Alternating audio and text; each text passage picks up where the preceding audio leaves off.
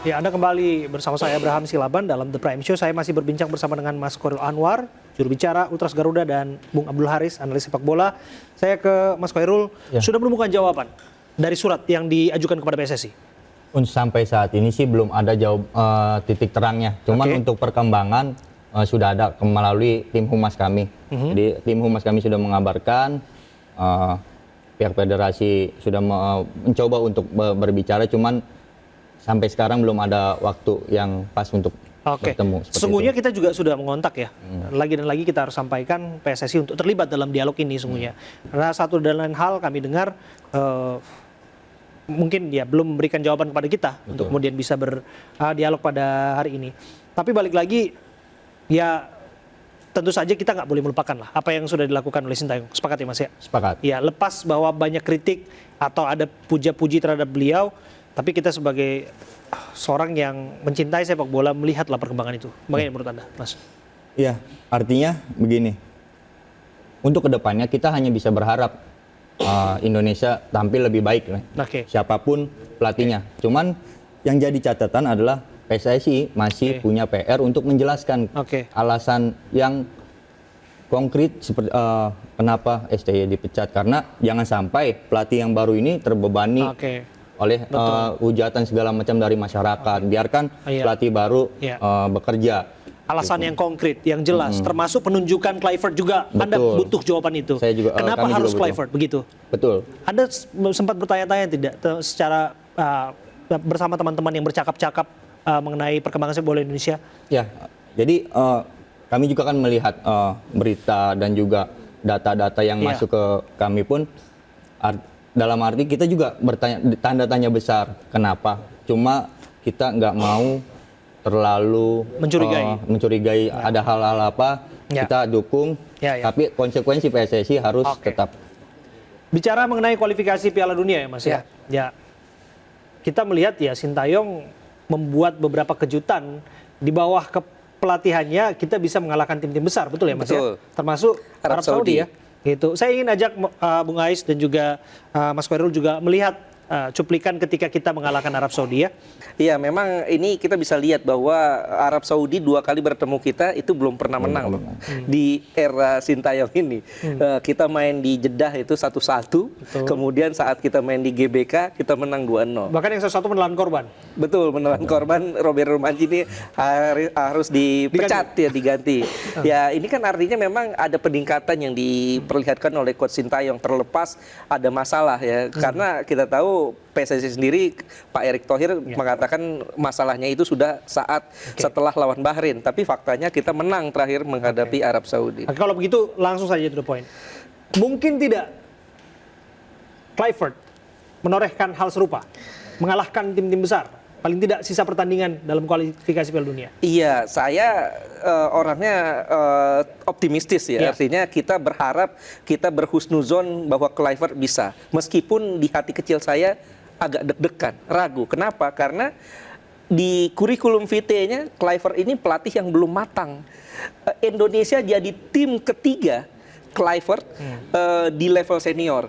Dia baru 2015 pegang Curaçao, itu pun timnas Curaçao ya, itu pun hanya 1 tahun. Kemudian Adama Demirspor di Liga Turki itu hanya 6 bulan, kemudian dipecat. Tapi kan dia sudah menjadi asisten pelatih kepala, Mas. Bahkan Louis van Gaal ya kalau tidak salah, ya waktu ke Indonesia. 2014. Saya sempat ketemu juga dengan beliau waktu datang ke sini, dan sepertinya sosoknya ramah ya ketika saya bincang dengan beliau ya, Kluivert ini.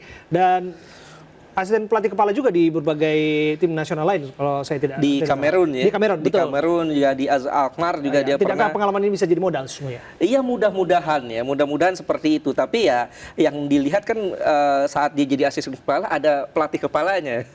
Bukan dia yang berkeputusan langsung. Ini yang tentu menurut saya masih banyak ya pelatih-pelatih Belanda lainnya yang pengalamannya lebih kaya. Tapi ya sudahlah, keputusan situ sudah diambil dan sudah diumumkan juga sebagai pelatih tim nasional Indonesia, yang kita bisa tetap dukung, tetap doakan, berharap bahwa tim nasional Indonesia tetap mendapatkan hasil terbaik di 4 pertandingan sisa. Ya, apa yang harus dilakukannya? Kalau disebut yang menjadi modalnya adalah ketika banyak pemain di diaspora kita berdarah Belanda. Ya. Gitu. Dan kemudian itu bisa mengembalikan sepak bola kita ke total football disebut. Apakah mungkin Indonesia menjadi total football gitu ya? Iya, kalau kita lihat komponen pemain-pemain kita sangat mungkin ya. Karena bisa dikatakan bahkan kita bisa memakai starting 11 semuanya pemain-pemain diaspora ya. Betul.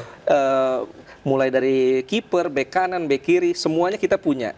Sekarang bahkan di bulan Maret kabarnya Ole Romeni pun bisa tampil ya, sudah bisa tampil karena sudah dimulai proses naturalisasinya. Artinya sekarang yang harus dilakukan Kluivert adalah dia harus mulai bekerja mulai saat ini.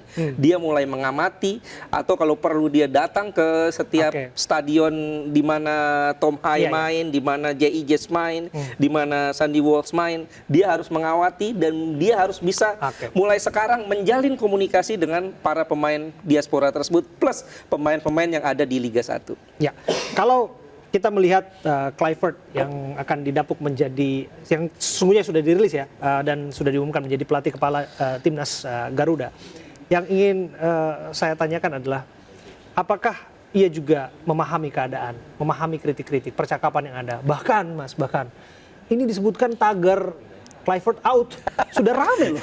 belum bertugas aja sudah dikritik gitu kan. Nih kita juga kadang juga harus memahami suasana batin seorang ketika belum dia menjabat saja sudah dikritik, akan seperti apa secara mental dia bisa mengatasi itu ya. Bahkan kabarnya kolom komen di media sosial Patrick Kluivert ini sudah ditutup ya, sudah dibatasi.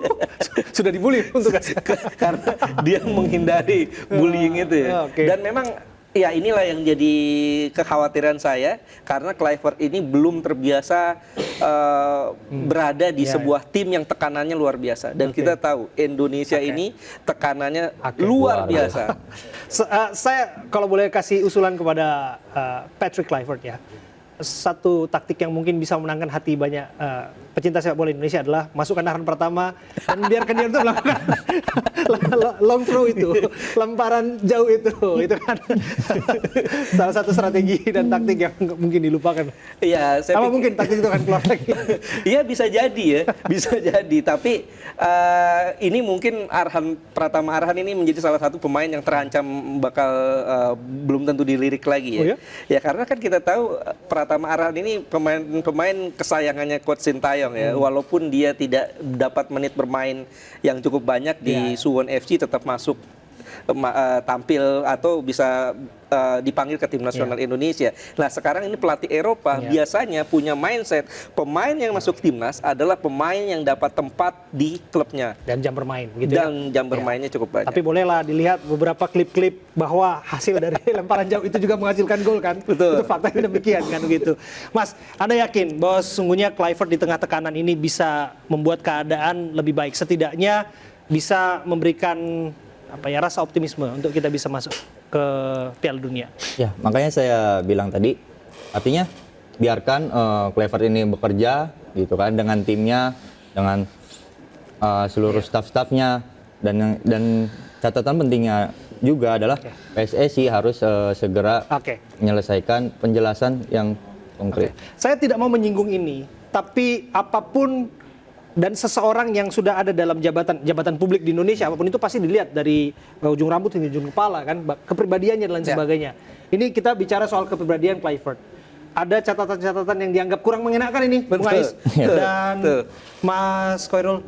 Anda melihat ini akan menjadi problema ke depan bahwa seberapa orang Indonesia ini suka ngulik ya, hal-hal pribadi dan lain sebagainya, disebutkan ada hal yang kurang baik. Bagaimana menurut Anda?